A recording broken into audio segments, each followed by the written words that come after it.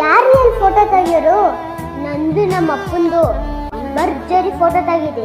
ಅಪ್ಪ ನಿನ್ನಪ್ಪುಗೆಯು ಬೇಕೇ ಬೇಕು, ಸಾಕು ಈ ಕಂದನಿಗೆ 1000 ಜನುಮಕ್ಕೂ.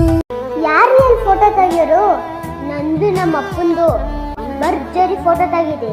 ಅಪ್ಪ ನಿನ್ನಪ್ಪುಗೆಯು ಬೇಕೇ ಬೇಕು, ಸಾಕು ಈ ಕಂದನಿಗೆ 1000 ಜನುಮಕ್ಕೂ.